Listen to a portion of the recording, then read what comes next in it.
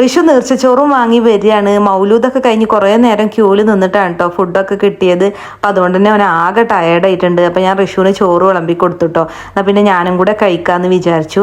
തേങ്ങാച്ചോറിൻ്റെ കാര്യം പറയുമ്പോൾ കല്യാണത്തിന് മുമ്പ് എനിക്ക് നല്ല ഇഷ്ടമായിരുന്നു കേട്ടോ. കല്യാണം കഴിഞ്ഞ് ഈ നാട്ടിൽ കൊണ്ടുവന്നപ്പോൾ എനിക്ക് തേങ്ങാച്ചോറ് ഇഷ്ടമല്ലാതായി.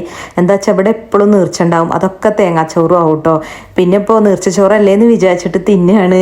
ഫുഡൊക്കെ കഴിച്ച് കഴിഞ്ഞപ്പോൾ വീടൊക്കെ ഒന്ന് അടിച്ചു വരി തുടക്കാന്ന് എഴുതിയിട്ട് ബെഡ്റൂമിൽ വന്നതാണ് കേട്ടോ. അവിടുത്തെ അവസ്ഥ കണ്ട് ഞാൻ ആകെ ഞെട്ടിപ്പോയി. എന്താ വെച്ചാൽ റിഷു ഇതിൻ്റെ കടയിൽ കിടന്ന് പൂണ്ട് വിളയാടുകയാണ് കേട്ടോ. റിഷുവിൻ്റെ കാര്യം പറയുമ്പോൾ അവൻ്റെ സാധനങ്ങളൊന്നും അടുക്കി പെറുക്കി വെക്കൂല, ഞാൻ വൃത്തിയാക്കിയിട്ടുള്ളത് അലമ്പാക്കും ചെയ്യൂട്ടോ. എത്ര പറഞ്ഞിട്ടും കാര്യമല്ല.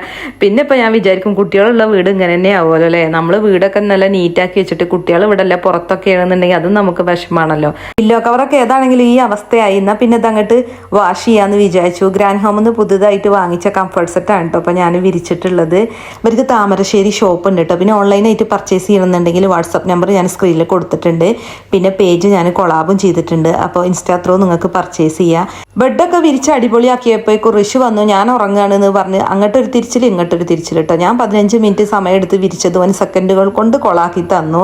എന്നാൽ പിന്നെ മോളുവിൻ്റെ ബെഡ്ഷീറ്റ് ഒന്ന് മാറ്റാമെന്ന് വിചാരിച്ചിട്ടോ. ഇതും ഞാൻ ഗ്രാൻഡ് ഹോമിൽ നിന്ന് തന്നെയാണ് പർച്ചേസ് ചെയ്തത്. മോള് റിഷുവിൻ്റെ പോലെയല്ല കേട്ടോ. ഓള് രാവിലെ എണീറ്റ് ആദ്യം ബെഡൊക്കെ ശരിയാക്കിയിട്ടേ ബാക്കി കാര്യങ്ങൾ ചെയ്യുള്ളൂ.